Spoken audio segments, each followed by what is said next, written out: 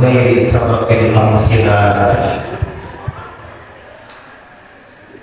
اللهم صل وسلم وبارك على من كان أصلى كل شيء وأفضل الموجودات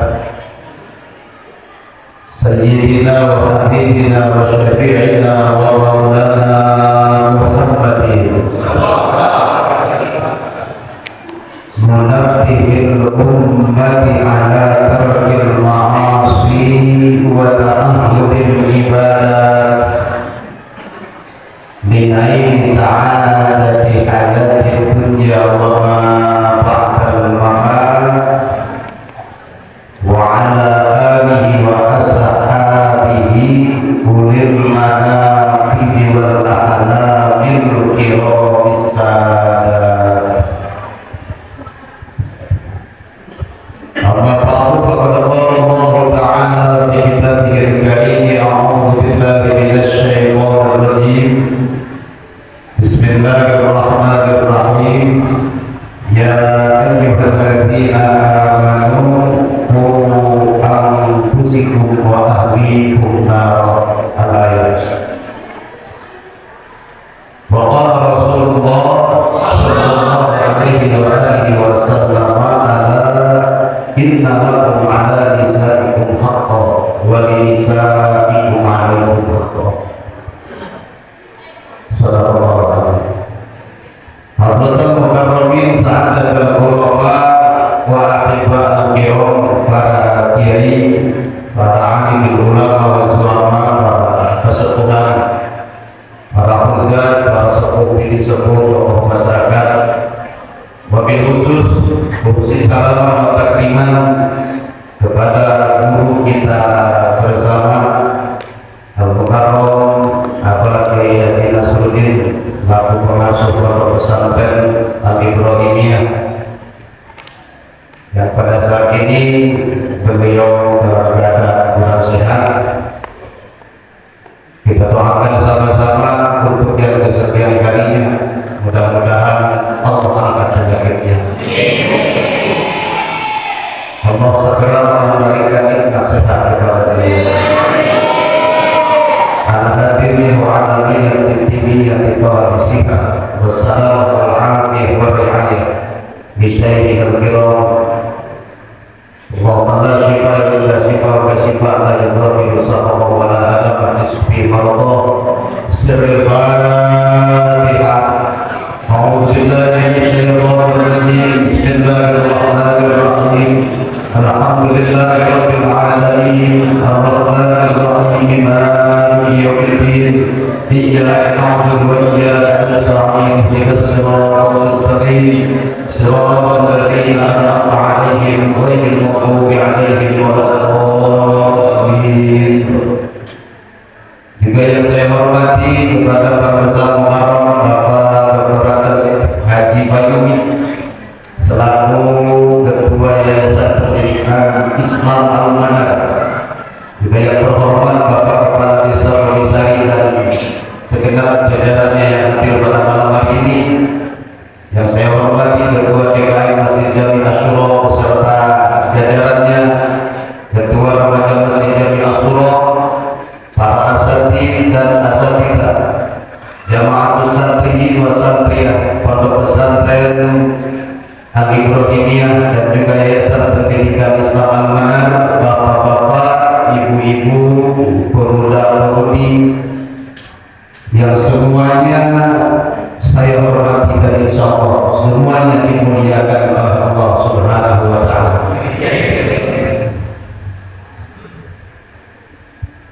Hadirin wa hadirat astagfirullah.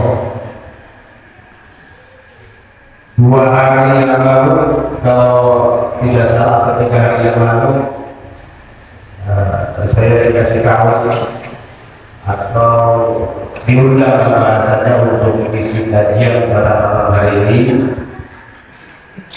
dan mungkin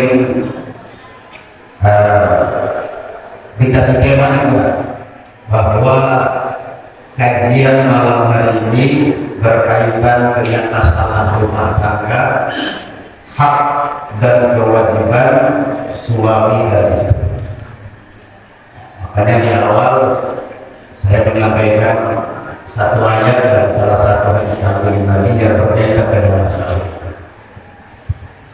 Tetapi sebelum sampai kepada inti kajian berkaitan dengan masalah hukum zawj al-wajibati 'ala al-zawj atau hukum zawjati al-wajibati 'ala al-zawj, sedikit prolog atau pengantar ingin saya sampaikan supaya menjadi peringatan buat kita semua bahwa menyambut demi bisanya pasangan suami istri mencapai sama sakinah, mawaddah, warahmah tidak bisa dilepaskan dari unsur agama.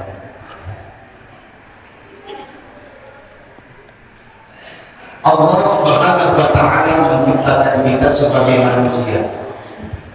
Tidak ada tujuan lain kecuali hanya untuk beribadah kepada Allah Subhanahu wa Ta'ala. Di mana ibadah ini bukan urusan gampang. Ibadah ini bukan urusan sepele. Ibadah ini sesuatu tugas yang maha berat. Dan Allah tidak hanya menyuruh manusia untuk beribadah, tapi Allah kasih cara bagaimana supaya manusia bisa beribadah. Jadi dikasih tugas sekaligus dikasih modal. Modal bagaimana kita manusia bisa melaksanakan ibadah. Sehingga apapun yang terjadi kepada kita, apapun garis hidup yang Allah takdirkan kepada kita sebagai manusia, Allah membekali kita agar apapun itu bisa menjadi jembatan untuk mencapai tujuan utama manusia diciptakan oleh Allah yang beribadah. Karena nasib kita beda-beda. Ini yang hadir di sini nasib beda-beda. Ada yang jadi ketua DKI, ada yang jadi lurah, ada yang jadi petani, pedagang, kiai, ustaz, dan nganggur juga. Nasibnya macam-macam. Tapi apapun yang Allah gariskan dalam kehidupan kita, tugas kita semua sama. Tujuannya adalah mencapai tujuan inti dari penciptaan manusia, yakni beribadah kepada Allah, termasuk beribadah. Tetapi Allah kan tidak sembarangan ngasih ilmu kepada manusia bagaimana cara beribadah. Maka Allah mengutus utusan-utusannya termasuk Nabi kita Muhammad. Maka saya tertarik kepada satu makalah yang disampaikan oleh Imam Abu Bakar Shah. Beliau menyampaikan anna bi'satar rusul bintidhabi ahwalil khalq. Ketahuilah oleh kalian semua sesungguhnya diutusnya para utusan-utusan Allah termasuk Nabi kita lintidhabi ahwalil khalq, untuk orang Sunda jangan beberes untuk membenarkan perilaku manusia. Tetapi beliau mengingatkan kuatan dari ahwalul khalqi illa bi kamali qawlul idraqiyah wa qawlul batniyah wa qawlul fardiyah wa qawlul qaddiyah.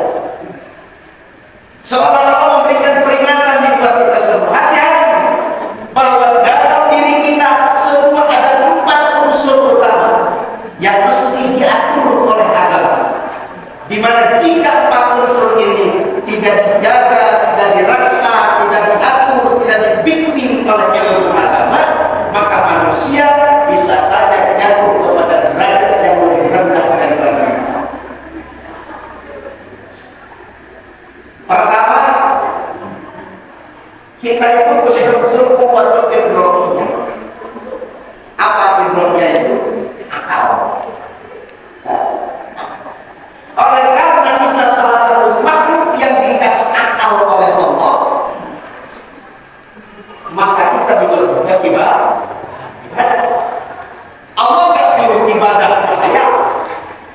Rasul kan nyuruh sholat, tapi Allah kan nyuruh sholat. Oh, kenapa? Di adami akli, di adami kuwati idrak. Mereka nggak punya akal.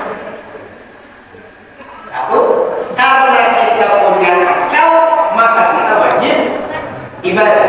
Maka manakul hukmi itu adalah akal. Walaupun badan udah kagak bisa berdaya, udah kagak bisa bangun atas, hanya bisa tiduran di atas kasur, manapun akli itu kalau masih ada wajib ibadah. Orang kagak bisa bangun, tapi akalnya masih normal, wajib sholat. Tapi sholatnya sesuai porsi orang yang dalam keadaan selama akal masih ada, manusia masih tertakluk dengan perintah atau larangan Allah Subhanahu wa ta'ala. Satu. Yang kedua, kuwatul batniyah. Kita punya perut. Di perut ada nafsunya. Perut itu kalau kurang makanan apa? Tenggorokan kalau nggak ada minuman haus. Ini perut mesti diatur dengan air, sehingga setiap tetes air yang masuk ke dalam perut, secuil makanan yang masuk ke dalam perut, mesti diyakinkan kehalalannya. Diatur oleh agama. Karena mereka urusannya kalau makanan dan minuman halal haram tidak diatur oleh agama, maka urusan yang masuk ke perut nanti berkaitan dengan masalah yang lain. Dua. Ketiga, kuwatul farjiyah. Ayat simulin pasti bawa perut sudah. Ada yang sudah bangun karena dia lelah daripada bangun tidur. Yang punya nyawa masih tidur, si Udinnya membuat. Tahu si Udin? Ini pun mesti diatur. Kalau tidak lagi si Udin diterobos sini itu mesti diatur oleh agama. Kemudian ada kuwatul qalbiyah, ada emosi dan ambisi, dan itu pun mesti diatur oleh agama. Makanya bahwa kita balik wa qul idrakiyah bukan ibadah. Wa qul kita balik wa qul batniyah bukan muamalah. Wa qul kita balik wa qul fardiyah bukan munakah. Wa qul kita balik wa qul batniyah bukan jinayah. Ada rukun ibadah, ada rukun muamalah, ada rukun munakah, ada rukun jinayah. Ini demi mengatur empat unsur yang ada dalam diri kita supaya bisa menjadi wasilah ibadah kepada Allah Subhanahu wa ta'ala.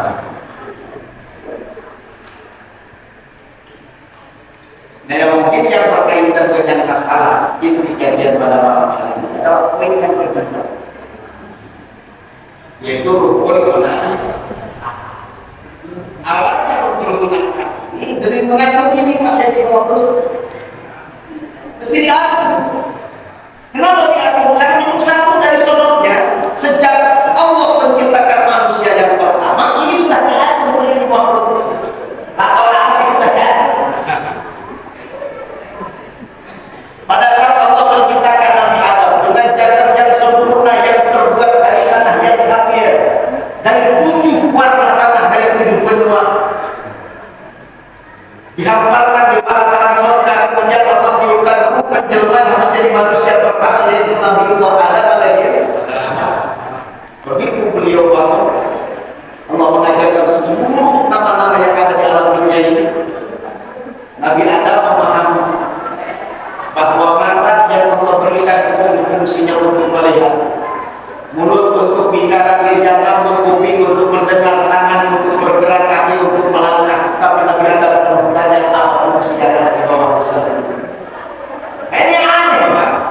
Kata Nabi Adam, mata untuk melihat, kuping untuk mendengar,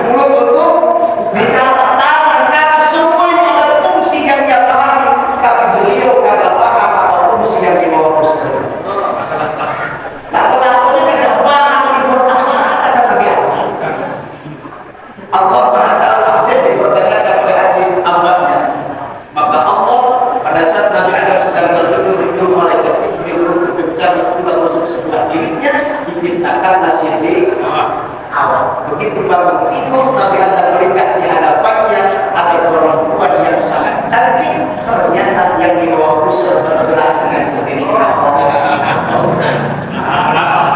Ya, baru orang Nabi Adam sadar inilah fungsi dari bawah pusat.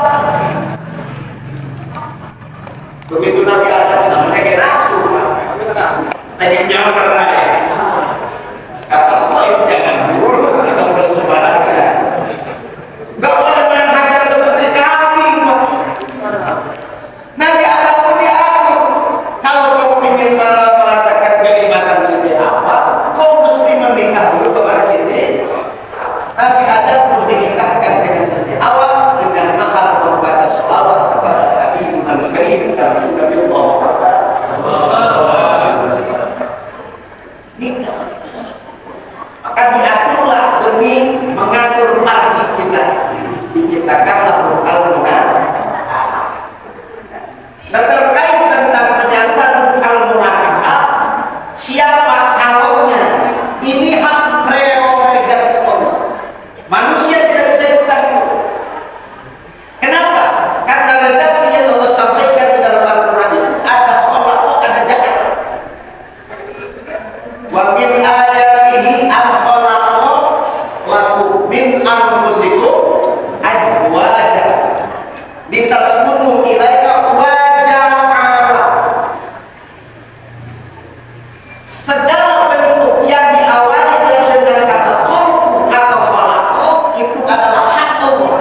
Karena siapapun tidak ada yang bisa menciptakan selain Gusti Allah. Tapi urusan mawaddah, urusan rahmah, urusan sakinah, redaksi yang Allah sampaikan ja'ala wa ja'ala bainakum mawaddatan wa rahmah. Apa perbedaan antara khalaqah dan ja'ala? Kalau khalaqah, manusia tidak bisa berbuat apa-apa, itu hak Allah. Urusan menciptakan pasangan hidup itu urusan Allah. Kalau saya bicara tentang perempuan yang lain jauh-jauh kata-kata dibantu kepada perempuan, tapi Allah sudah menentukan jodoh saya orang tanpa. Saya nggak bisa ngapa-ngapain. Bahkan saya pertama mau kawin karena kayak begini, Pak. Dulu masih saudara bagi istri saya sekarang. Tapi dalam kondisi itu urusan Allah jadi. Tapi urusan mencapai sakinah mawaddah warahmah di dalam rumah tangga itu mesti ada urusan ada. Kita mesti berusaha untuk mencapai sakinah mawaddah warahmah bahwa rumah tangga bukan cuma sekedar saadah di dunia, tapi mesti menjadi wasilah menggapai saadah dari saadah di dunia, saadah di akhirat. Makanya rumah tangga diatur oleh Allah. Manusia, siapapun manusianya tidak bakal bisa mencapai sakinah mawaddah warahmah, rumah tangga mencapai kebahagiaan dunia dan akhirat kalau rumah tangga yang jauh dari Allah. Gak bisa dipisahkan. Dan ini baru masuk terkait masalah hak dan taubat. Sakinah mawaddah warahmah. Karena kita rumah tangga itu bukan urusan mencapai kebahagiaan dunia. Kita itu pengen bersama-sama anak dan istri kita bahagia di dunia, bahagia di akhirat. Semuanya tidak sama.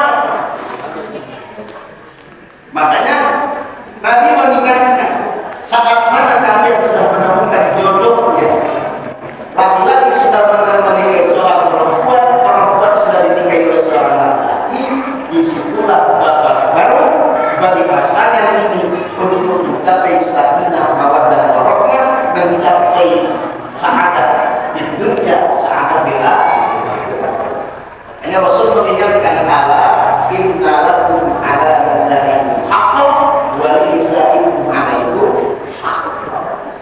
Ingat kata Nabi bahwa manfaat bagimu, beban bagi istrimu, kewajiban bagi istrimu hak. Artinya seorang suami punya hak yang wajib dilaksanakan oleh istri. Istrinya pun punya hak yang wajib dilaksanakan oleh suaminya. Itu seimbang.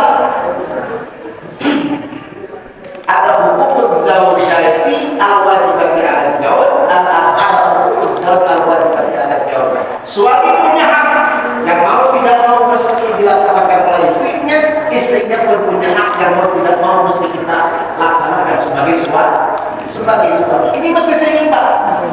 menjaga sakinah mawaddah warahmah, menjaga sakinah mawaddah warahmah awalnya dengan menjaga hak dan kewajiban masing-masing.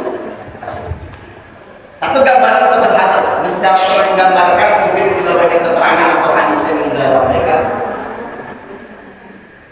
Ada dalam istilah Sunda, suami istri itu salaki paman kan. Suami itu saudara salah, istri itu paman.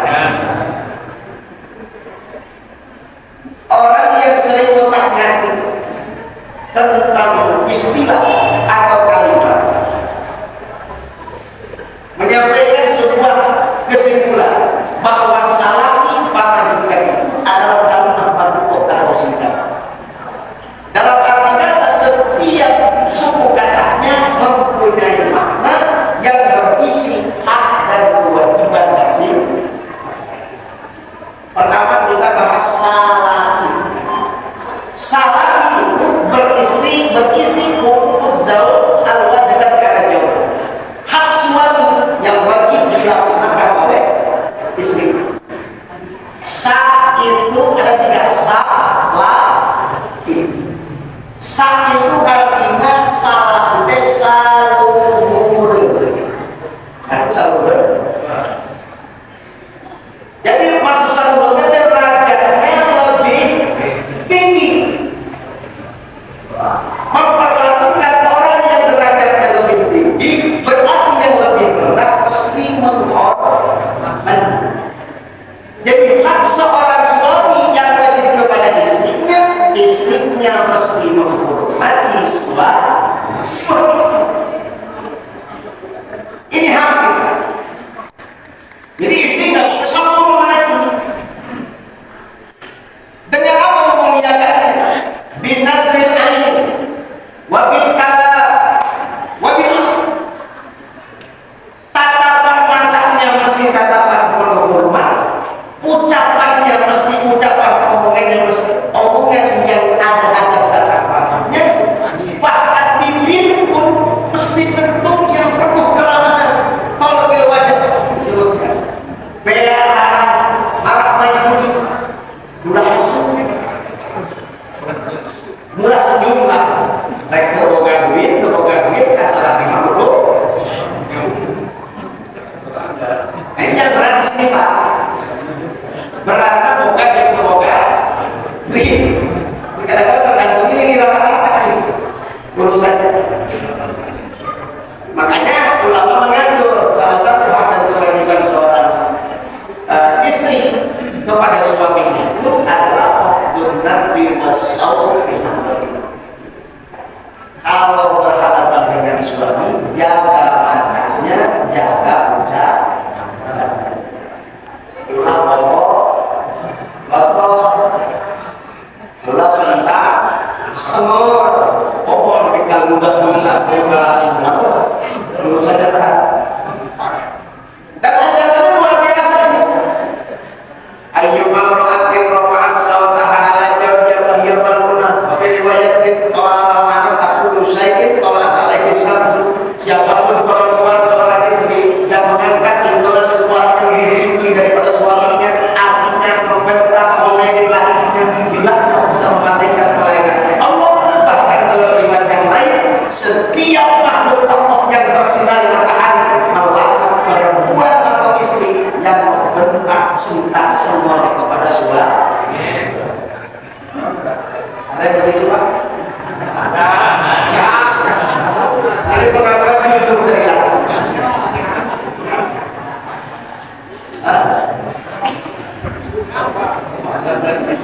Ada sudah begitu Bu?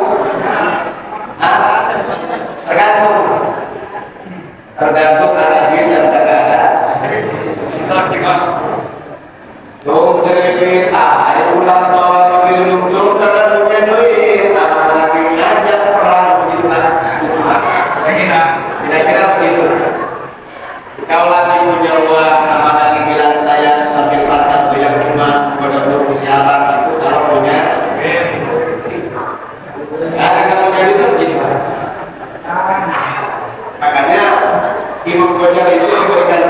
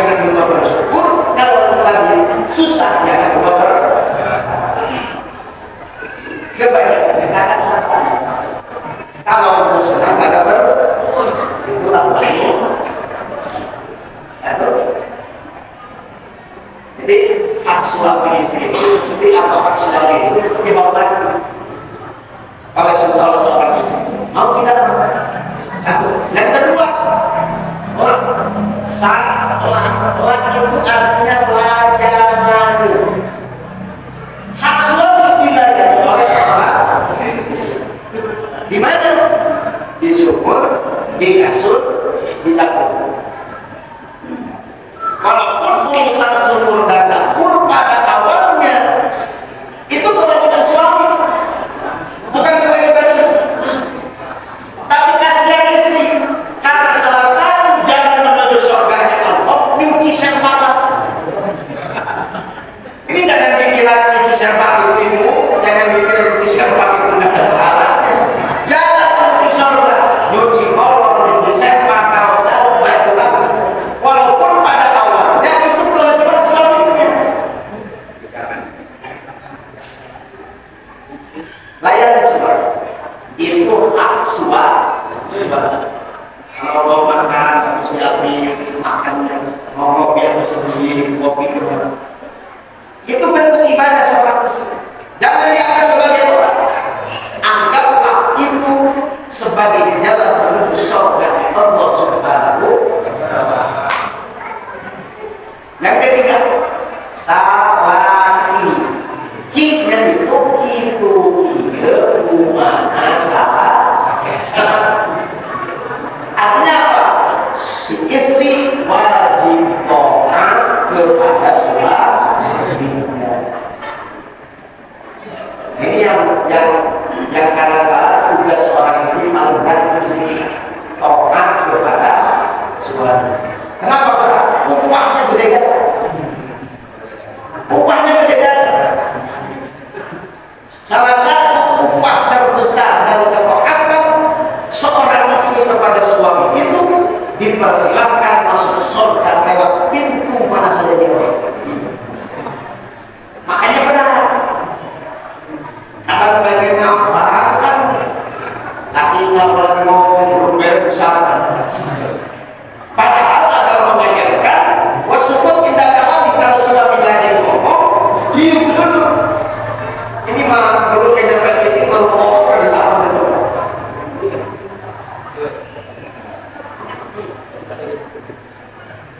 Katakan dengan itu kita sholat di belakang usaha, wasrowan syarroha, wahafi wa farjaha, wahatokat jawzaha, kila udhulil jannah min abwabil syurga.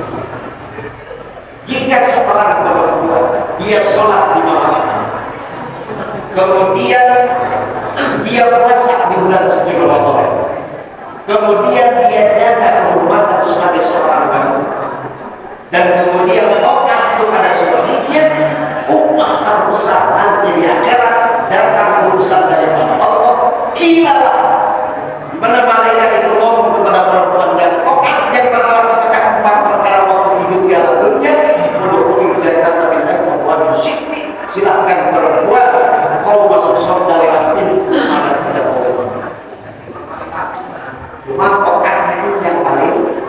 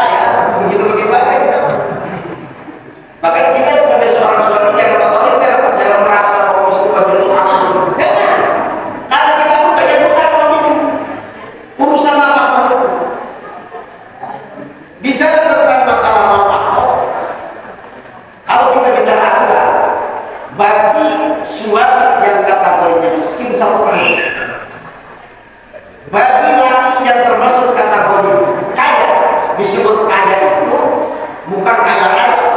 Kaya itu adalah uang sekira-kira kalau suami dikasih beban memberikan nafkah kepada istrinya 2 mun, maka dia tidak jatuh menjadi orang miskin.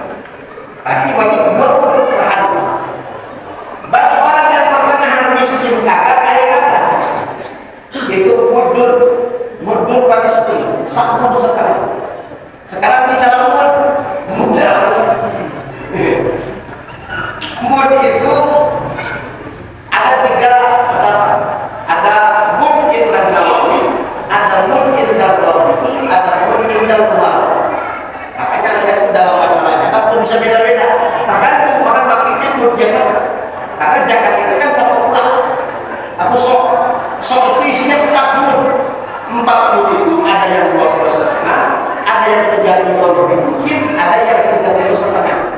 Kenapa? Karena yang menentukan patokan mudnya tergantung dia pakai mud yang mana, indah robika, indah nawalika, atau indah umar. Kalau mud indah umar itu benar onsa arah. Ya. Kalau menurut pendapat Imam Nawawi itu sekitar 9 ton. Kalau menurut Imam Nawawi itu 9 ton lebih. Makanya ada yang mengatakan ada yang 3 kilo setengah, ada yang 3 kilo lebih, ada yang ukurannya itu 2 kilo setengah. Satu itu yang menjadi patokan zakat. Bagi satu mud itu kalau kita mengambil sedikitnya, mud itu 6 saat. Berarti kita wajib ngasih beras untuk nafkah istri kita setiap harinya 6 onsa papat. Kalau berdua mudun luar, kalau mudun nawawi atau mudun robi sekitar 9 on. Kita wajib ada sekilo ternyata. Satu hari kapan wajib nafkah? Waktu tulu'i fajri kulli yaumin bayum. Secara aturan agama, nafkah itu wajib diberikan setiap muncul fajar di pagi hari, berikan nafkah kepada istri. Apa kalau sebulan lain? Kan lebih simpelnya kan gitu kan, seminggu sekali. Kenapa agama mengatur setiap hari, setiap pagi, setiap keluar fajar, disitulah nafkah wajib kepada istri. Karena nafkah untuk bertamkin air wujud tokat juga ada di dusun di bidang jauh. Karena wajibnya nafkah ta'alluq kepada adanya tamkin dari istri, artinya ada ketokatan dan tidak ada pembangkangan dari seorang istri. Kenapa? Karena kalau malam harinya atau kemarin harinya istrinya nusuk kepada suaminya, maka hukum nafkah hukum tersebut. Artinya misalkan nih pada malam hari ini lakinya pengen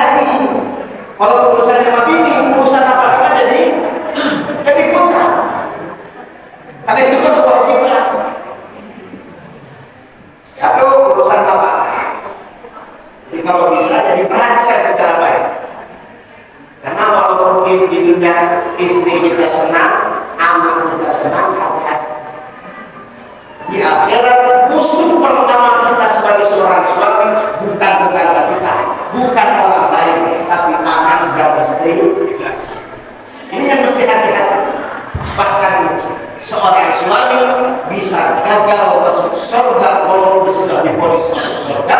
Yang menggagalkan dan menggagalkan karena ada di istri.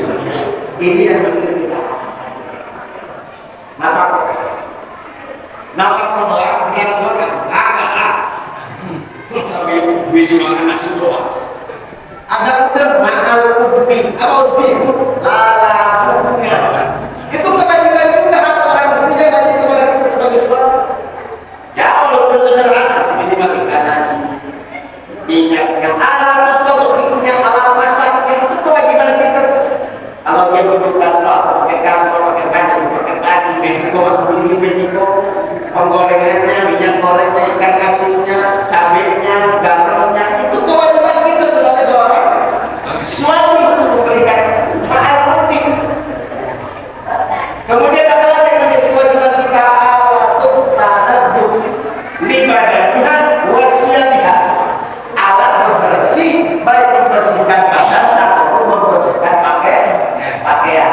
Kalau berbadan ya sabun, mandi, odol, itu tuh kewajiban kita sebagai seorang suami. Kalau untuk misalkan pakaiannya berarti beliin insol, itu kewajiban kita sebagai seorang suami. Siwa ya, atau siwa nanti rumah atau nanti TV selain daripada biaya ke dokter. Nah kalau dia tidak wajib apa-apa. Walaupun di secara logika kita mau terlalu dasar. Kalau istri kita sakit, biaya ke dokternya tidak wajib ditanggung oleh suami. Sudah dihukum memang.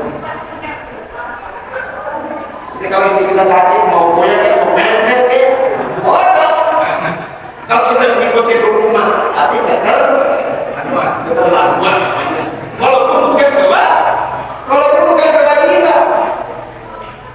Apa selah agama yang bisa dipakai oleh seorang istri untuk biaya ke dokter? Padahal itu biaya dokter tidak menjadi kewajiban bagi suaminya. Selama perempuan itu sakit, masalah nafkah, masalah biaya-biaya yang lain tidak gugur kepada suaminya. Nah itu boleh dimanfaatkan untuk biaya pengobatan kalau ya namanya kita itu suami istri masa ini sakit di biaya. Kalau belum ada wajib biaya kami itu tuh kiswah. Kemudian yang kedua akan besarnya pakaiannya. Kiswah yang menjadi beban kewajiban seorang suami, hak seorang istri itu adalah kulla sittati ashhur, setiap 6 bulan 1 kali. Jadi kewajiban kita itu cuma setahun 2 kali saja. Ngebeliin pakaian dari ujung kepala sampai ujung kaki. Setahun itu yang menjadi kewajiban 2 kali. Walaupun kita bini dia hari. Yang menjadi kewajiban itu cuma setahun kali. Kalau misalkan kita ngebeli pakaian istri itu musim lebaran, wajib lagi berarti di sekitar bulan Maulid, Syawal, Dzulqa'dah, Dzulhijjah, Muharram, Syawal, Rabiul Awal. Berarti di bulan Rabiul Awal kita sudah wajib membelikan pakaian dari untuk istri kita. Kita wajib lagi nanti ketemu lebaran. Setahun 2 kali. Tapi mesti hati-hati. Yang menjadi kewajiban seorang suami terkait masalah memberikan kiswah kepada seorang istri itu kiswatun takfihatul wal pakaian yang wajib bagi suami untuk diberikan kepada istrinya itu adalah pakaian yang takfihatul wal yang mampu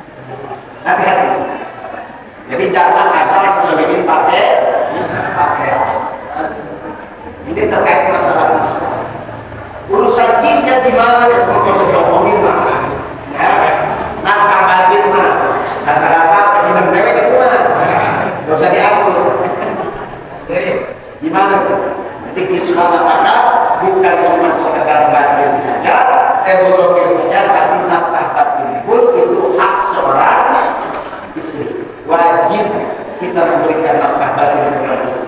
Tetapi yang paling inti daripada hak seorang istri yang wajib kepada kita sebagai seorang suami, poin yang ketiga, salah majikan. Makna udah, maknya udah, jinnya udah, kan. Apa artinya kan?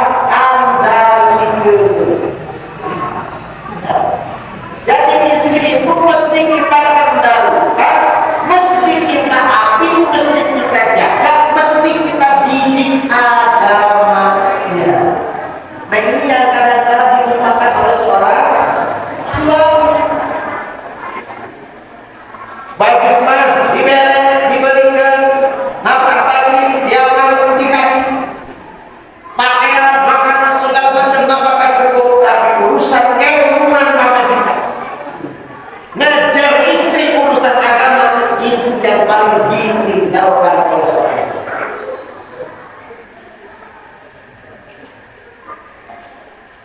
Jangan pandang seorang suami mengajarin bab sholat pada istri.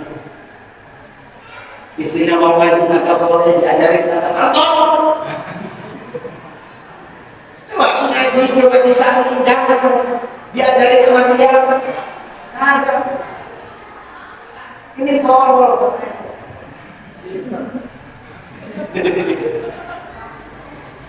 Jadi kalau istri ditanggung urusan dirinya oleh suami, dia kagak ngaji pun gak apa-apa. Cukup ngaji kepada suami. Suami kalau suami kagak ngajarin, istri mau ngaji jangan dilarang. Biarkan dia mempelajari ilmu ibadahnya dari kiai, dari ustaz setempat. Kalau suami tidak mau memberikan pelajaran, karena ini tugas kita sebagai seorang suami ini yang paling dilupakan dan ditinggalkan oleh suami, padahal itu hak seorang istri. Karena beda Pak, suami sama istrinya itu berbeda urusan masalah pribadi. Urusan istri dan anak kita, ibadahnya kagak ibadahnya ada satu paut dengan kita. Tapi kalau kita tidak ibadah, kita umpamanya sebagai suami agak sholat, agak puasa, bahkan gawe zina, mabuk tiap hari, istri dia beratkan akan bawa. Itu beda. Beratnya sebagai seorang suami. Kenapa istri wajib taat kepada suami? Karena tugas suami itu berat. Kalau istri tidak sholat, istri tidak puasa, istri tidak ngaji, suami bakal tarik-tarik sama istri tidak kerja. Tapi kalau misalkan istrinya ibadah, dia puasa, dia sholat, dia jaga kehormatannya, dia hormat dan taat kepada suaminya, tapi suaminya kagak pernah sholat, kerjaannya mabuk, zina, korupsi umpamanya, istrinya kagak bakal bawa-bawa dia. Tapi urusan istri kita ibadah atau tidak, kita ada sangkut pautnya karena itu tugas. Nah kalau kan kita jarang kalau punya istri kita itu misalkan nggak ngaji, nggak pernah demo, nggak disuruh sholat sama kita, nggak demo, untuk membuka aurat misalkan, kita nggak pernah demo untuk orang nggak mungkin kita. Apakah istri kita demo? Aku bang, larang-larang saya itu buka aurat, enggak, biasa-biasa, tapi hati-hati. Imam Ghazali pernah menyampaikan awal menyatakan bil abdi yaumul qiyamah ahluhu wa awwal. Perkara yang bakal pertama kali ada sangkut paut dan berurusan dengan seorang laki-laki, seorang hamba, bukan tetangganya, tetapi anak dan istri. Yaquluna ya Rabbana atina haqqan min hadha rajul fa innahu la yu'minuna dinina wa kana lil imanil haram. Fayukrahu hatta yatajarrada lahmu. Jadi istri dan anak itu nanti di akhirat umpamanya nih lakinya itu yang bakal ibadah orang yang kaya, kata Allah itu si A itu divonis masuk. Tapi ada yang demo, ada yang demo. Ya Allah terdulu, saya tidak mempermasalahkan dia masuk surga karena dia berlanja ibadah.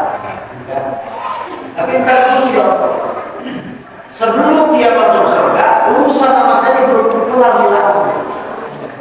Budana apa dengan tolong ambilkan aksa dari laki-laki. Kenapa? Pak Inna Hulabi Alimna Umur Dini Nawakata di mana tahu.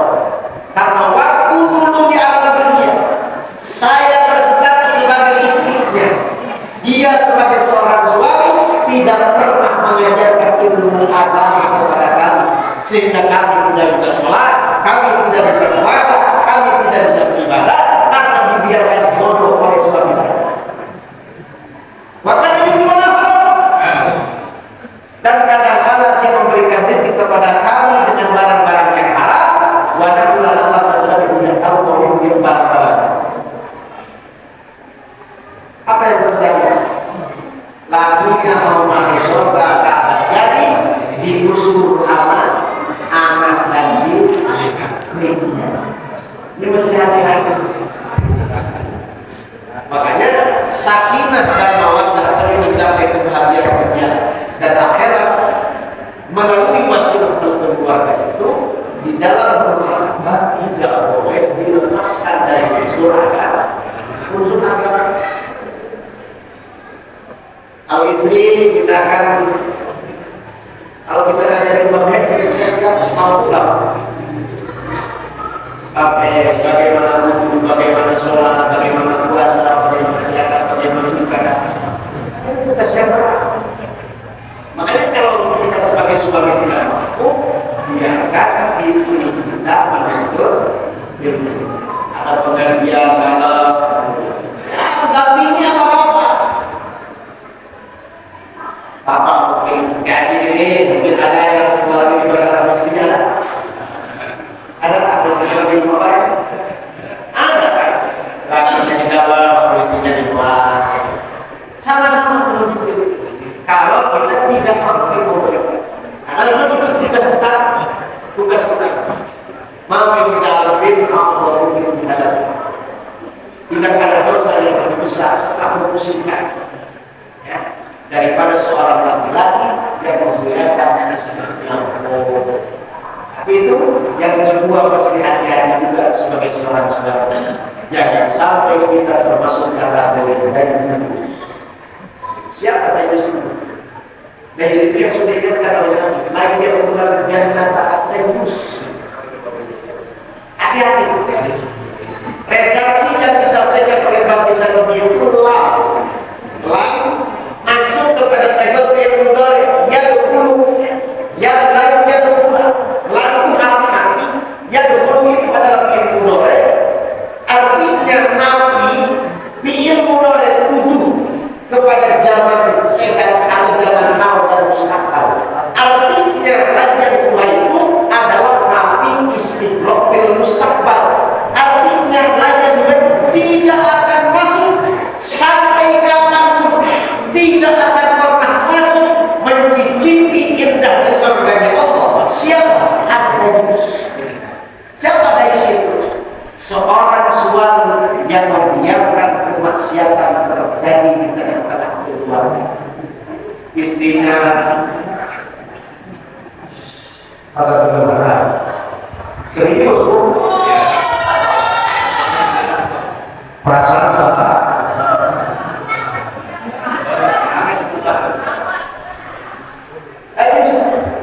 Jadi laki-laki yang membiarkan terjadinya permaksiatan di tengah-tengah keluarga, istrinya kagak sholat dibiarin, istrinya kagak hukum orang dibiarin. Ya hati-hati Pak. Walaupun kita rajin ibadah, rajin sholat, rajin puasa sunnah, tidak kita nyampe pada titik akan punya perpustakaan juga minggu. Istiqomah, agak segala macam sholat taubat. Tapi kalau membiarkan istri dan anak kita dalam keadaan perbuatan maksiat, hampura kata Nabi itulah dayus yang diharapkan oleh Allah masuk surga Allah Subhanahu wa Ta'ala. Berat kesulitan.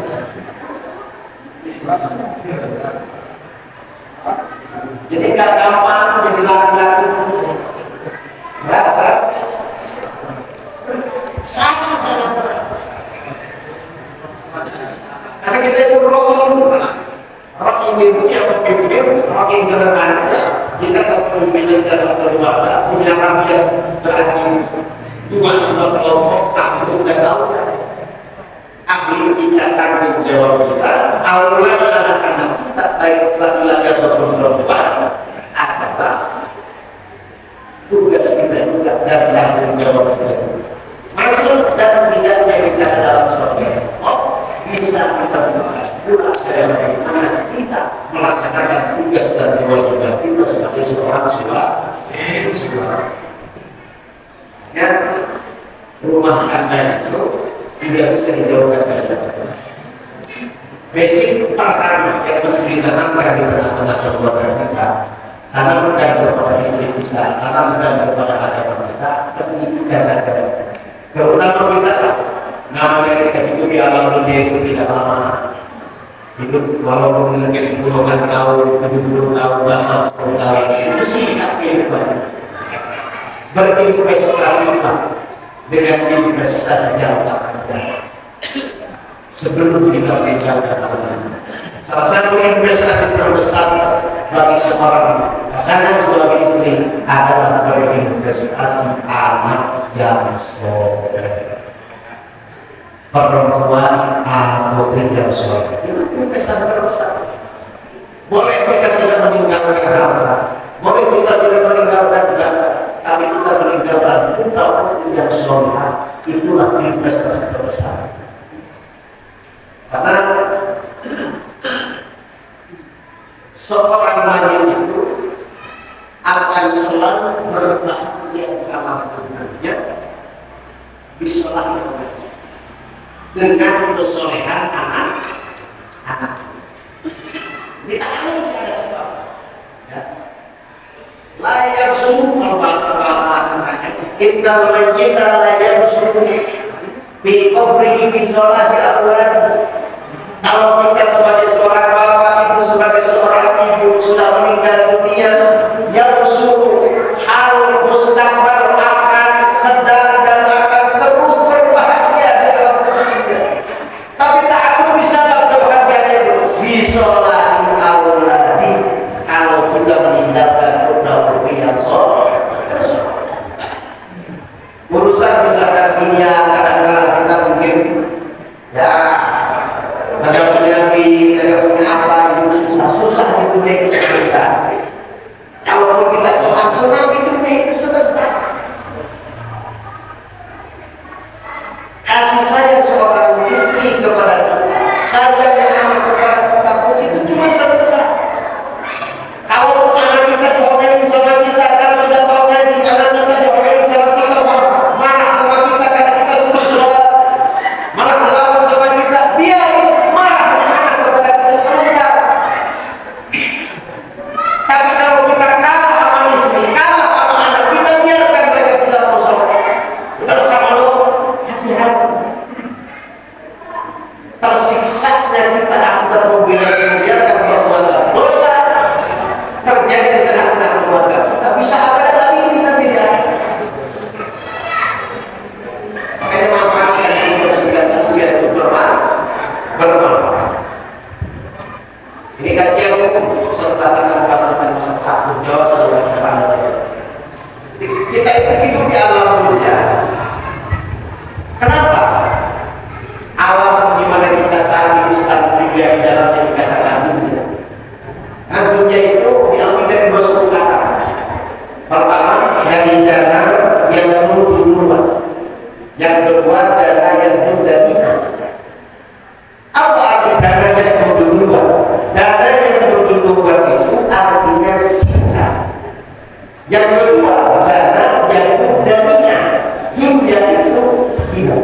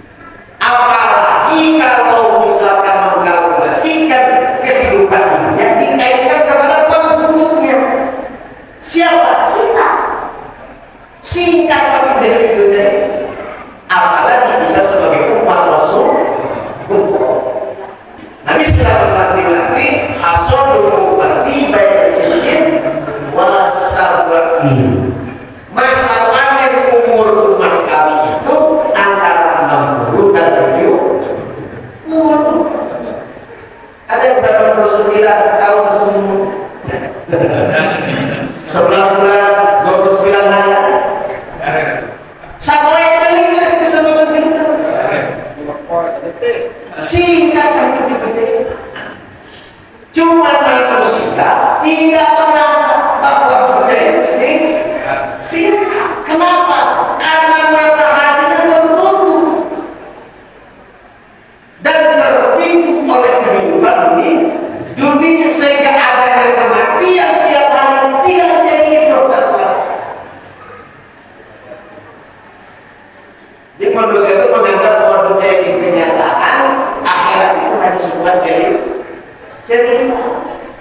Karena wajar ulama mengatakan bahwa apa Rasul mengatakan dunia itu kayak binatang seperti impian orang tidur. Ini dunia itu seperti impian orang tidur. Apa yang bisa diambil dari kata-kata impian? Satu, impian itu tidak lama. Ayo mimpi sama buah impian itu sebentar. Nggak ada orang yang mimpi 20 tahun. Mimpi itu sebentar. Yang kedua, yang bisa diterbit dari kata impian, apa yang ada di dalam impian, begitu impian itu berakhir, bukan dan tidak ada dalam dunia. Kalau kita mimpi punya mobil, begitu mau bangun mobil ada. Betul. Cuma sayangnya kata ulama an-nasunya membayar manusia itu hidupnya tertidur, apa yang terjadi di dalamnya adalah impian, tetapi mereka tidak sadar. Kapan manusia sadar bahwa dunia ini hanya seperti kelanjutan? Nanti kalau dia mati baru nyadar bahwa dunia itu seperti itu. Jangan sampai kita baru nyadar bahwa itu sudah. Makanya saya sering memberikan itu, sering mengilustrasikannya dalam sebuah dongeng. Dongeng itu saya karang sendiri. Ada seorang laki-laki sebutan namanya Udin. Ada Udin. Dia sudah punya istri, cuman saya hidupnya pokoknya sangsara miskin. Jadi si Udin ini satu kali dia jalan pergi dari rumahnya tanpa gelas arah dan tujuan. Jadi bingung, nyari duit, mana nih? Udah pergi deh. Di tengah perjalanan dia ketemu kakek-kakek. Itu kakek-kakek buruk salam. Assalamualaikum, dijawab masih begitu waalaikumsalam. Kamu ini dia, seperti kakek, kakek kenalan. Kata kakek-kakek begitu seperti mau nanya, jangan banyak tanya, jangan banyak ngomong. Ini pokok apa? Itu kakek-kakek ngasih mereka buah. Jangan dibilang pulang ke rumah sampai di rumah baru koper. Lalu sebegitu bawa koper di belakang gede-gede buah. Nyampe ke rumah koper langsung dibuka. Ternyata begitu mulai dibuka di koper, itu koper buah koper isinya kuih warna merah paling depan angka 1 mulai besar. Cupean semua, 2 koper. Miliaran. Si Udin dengan duit 2 koper miliaran rupiah, rumahnya yang kasarnya dia mungkin dia rumah yang besar dan berbeda. Dulu kalau mobil supaya ada rambutnya, beli motor, beli mobil, beli sawah, beli kuat, bahkan bijinya tambah. Ternyata si Udin mendadak jadi orang kaya. Orang kaya baru.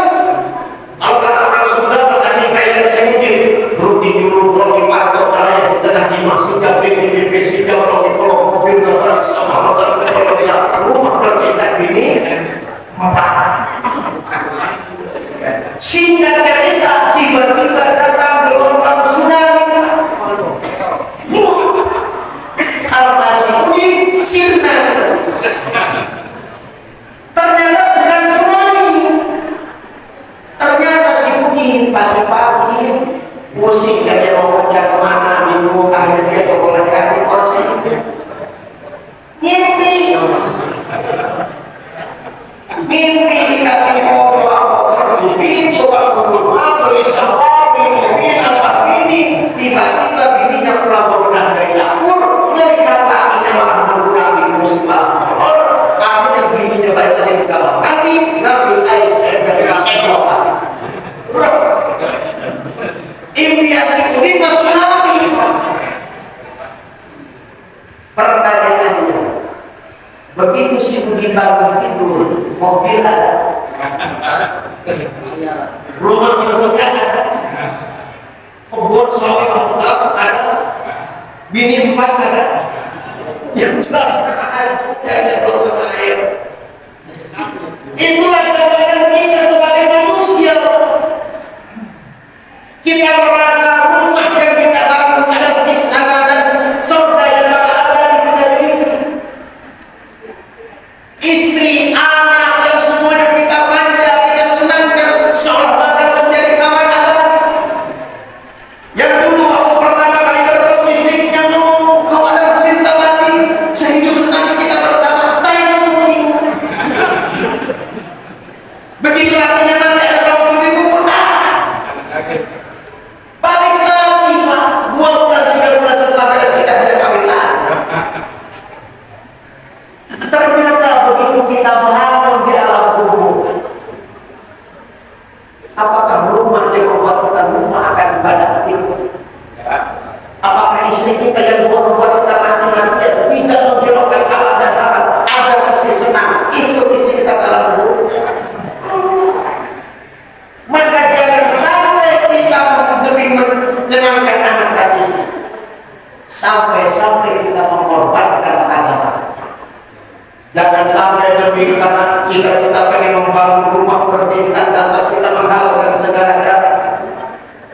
Asal yang penting kita punya cita-cita pengen beli mobil demi mendapatkan cita-cita punya mobil, kita menghalalkan segala-galanya. Mau halal penting beda akui benda boleh. Karena duit, karena dunia, karena rumah, karena mobil, karena sawah, karena kebun yang membuat kita jauh daripada Allah, meninggalkan ibadah. Begitu kita mati kejadian itu.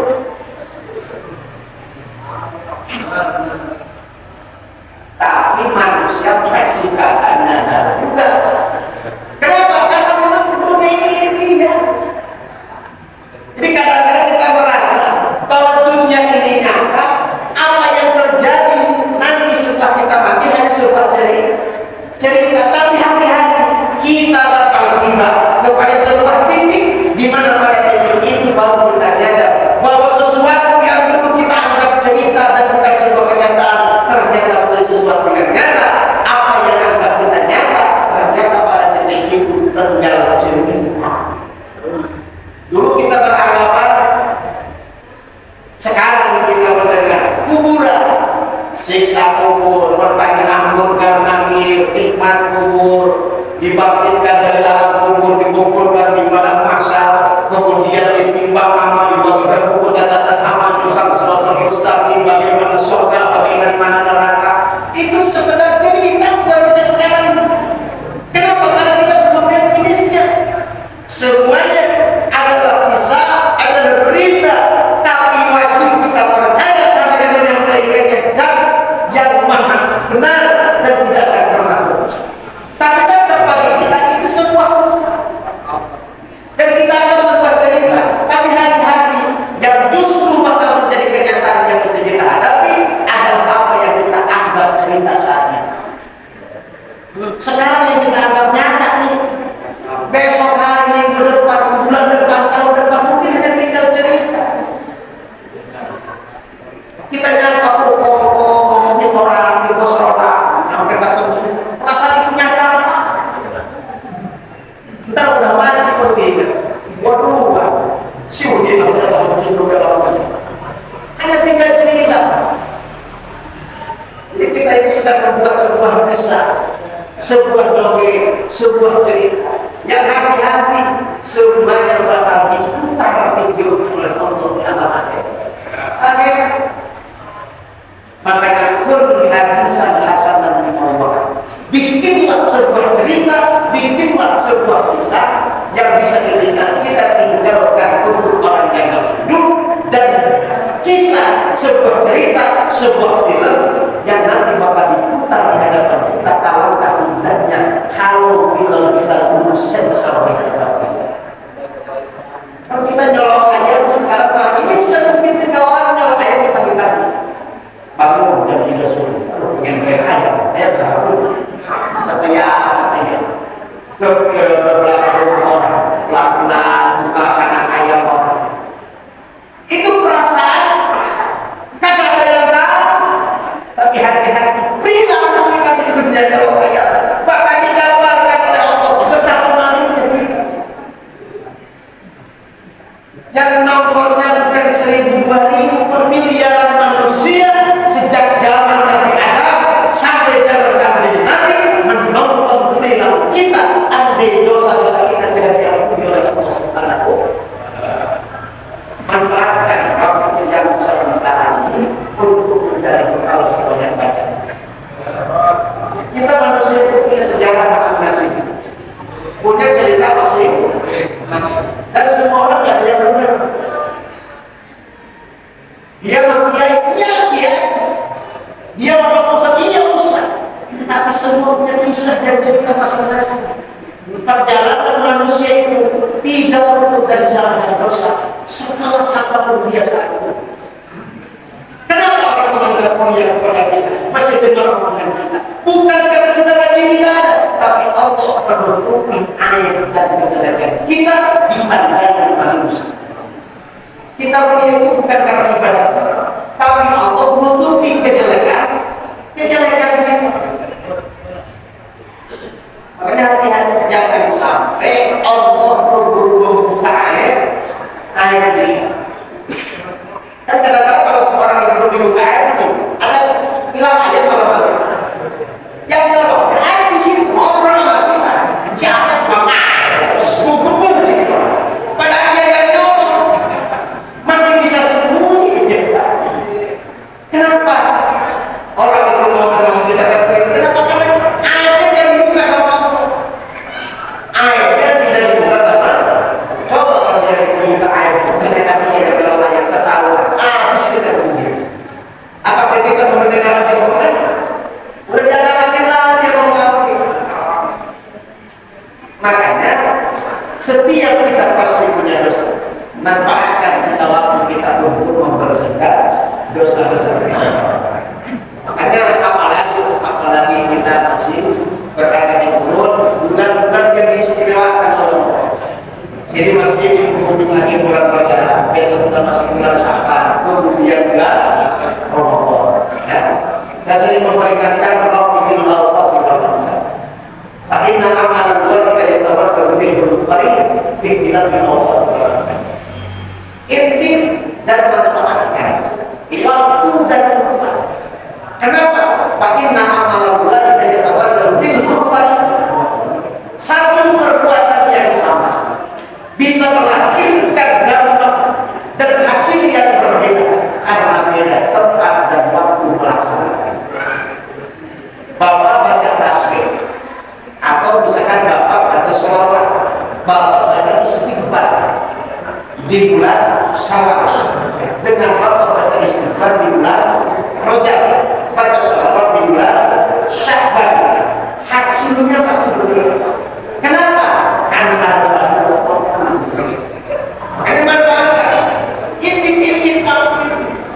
ini kita bulan Rajab, besok bulan Sya'ban, juga bulan Ramadan, manfaatkan sebaik-baiknya. Kenapa? Karena kesempatan ketemu bulan Rajab, ketemu bulan Sya'ban, ketemu bulan Ramadan, belum tentu kita tahu. Karena ibadah itu kan ada yang kisah yang mukarrar bila qamis, ada mukarrar bila qamis rasul, ada mukarrar bila qamis ayat atau usul. Kalau perputaran pekerjaan ibadah yang mukarrar perputaran setahun sekali, bagaimana? Puasa Ramadan puasa pagi. Apa mana? Puasa 6 hari di bulan Syawal, puasa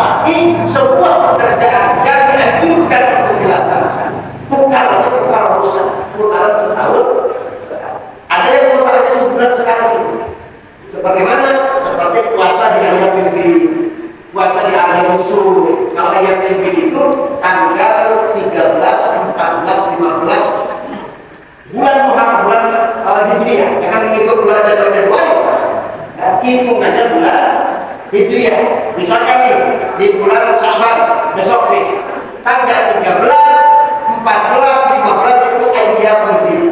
Itu di situ disunahkan kita berpuasa. Nah itu mau putar ke sebulan sekali, lolos di bulan Syawal masih ada di bulan berikutnya. Ada di bulan berikutnya kita nggak puasa, ada putarannya kan? Ada yang kalau itu minta orang harus dulu. Itu mau putarannya seminggu sekali, sebagaimana puasa Senin. Itu mau putarannya seminggu sekali. Itu masih penting Pak putarannya dekat. Tapi kalau itu kan putarannya setahun sekali, jangan sampai kita lewatkan. Puasa Ramadan, puasa Syawal, kemudian 6 hari di bulan Syawal, kemudian puasa Rasulullah yang makan. Kalau puasa di bulan Syawal, kenapa puasa setahun? Kembali kepada masalah ini, bahwa kita berdoa sama Allah Subhanahu Wa Taala, tapi kita yang betul sudah berumahkan. Mudah-mudahan Allah senantiasa memberikan hidayah dan taufik kepada kita semua supaya kita bisa hidup berumah tangga dengan aturan-aturan yang sudah ditentukan oleh agama, sehingga rumah tangga kita itu bisa menjadi wasilah, bisa menjadi jembatan, bisa menjadi kebahagiaan dunia dan akhirat. Jadi dia berkah buat para jomblo-jomblowan-jomblowati. Mudah-mudahan suatu saat nanti saat Allah mempertemukan dengan jodoh-jodoh kalian. Mudah-mudahan para laki-laki dikasih jodoh perempuan yang salihah, perempuan laki-laki dan perempuan dikasih jodoh laki-laki yang salih. Mudah-mudahan ini menjadi berkah buat menata kehidupan di masa depan, menata kehidupan yang baru, hidup berpasangan dengan orang yang berbeda jenis, beda watak, beda sifat, dan memerlukan hal yang banyak karena pasti bakal berat lagi. Ini saja mungkin dari kita pada malam hari ini. Mudah-mudahan walaupun lumayan agak singkat, mudah-mudahan walaupun tidak singkat ada manfaatnya. اللهم صل وسلم على سيدنا محمد في الاول والاخر وبارك وسلم ورضي الله تبارك وتعالى عن سادات اصحاب رسول الله اجمعين. بسم الله الرحمن الرحيم. الحمد لله رب العالمين. اللهم صل وسلم على سيدنا محمد وعلى ال سيدنا محمد. اللهم اغفر لنا ذنوبنا ولوالدينا وارحمهما كما ربيانا صغارا. اللهم إنك تعلم كثرة ذنوبنا فاغفر لنا فإنك لا يغفر الذنوب إلا أنت وتعلم كثرة حاجاتنا وأمورنا واقضي حاجاتنا يا قاضي الحاجات ويسر أمورنا يا ميسر والعسير فإن كل عسير جدا لك يسير. اللهم إنا نسألك العفو والعافية والرحمة الدائمة في الدين والدنيا والآخرة. اللهم حبب إلينا الإيمان وزينه بقلوبنا وكره إلينا الكفر والفسوق والعصيان والبغي من المعيدين. يا عالم ما في الصدور أخرجنا يا الله من الظلمات إلى النور وارحمنا إذا سرنا من أصحاب القبور وارزقنا اليسر والتيسير وإلى الحساب والميزان والأمور برحمتك يا شكور يا غفور يا بارس في الأمور. اللهم يا عالم ما في الصدور أخرجنا الله من الظلمات إلى النور. اللهم إنك ومن الدنيا أيامنا وأجب عند الموت إيماننا وأحاط من الأقدار وشمس إلى قلوب الملائكة الأبصار وعلى الأمين وبصر الجميل وسور اللسان والانتمام ونعم الروح والإرادمام واجعل اللهم ملك الموت بنا رفيقا وبنزل نفوسنا شفيقا يا من الأول والآخرين ويا من خلقه لقاء يوم الدين توفنا مسلمين والحقنا بالصالحين. اللهم إنا نسألك ونتوسل إليك بنبيك الأمين وبسر الأنبياء والمرسلين أن تفتح لنا أبواب البر والخير والرحمة والتيسير وتغفر عنا أبواب الشر والضيق إنك على كل شيء قدير يا من عطني دعاء الإجابة افتح لعطتك باب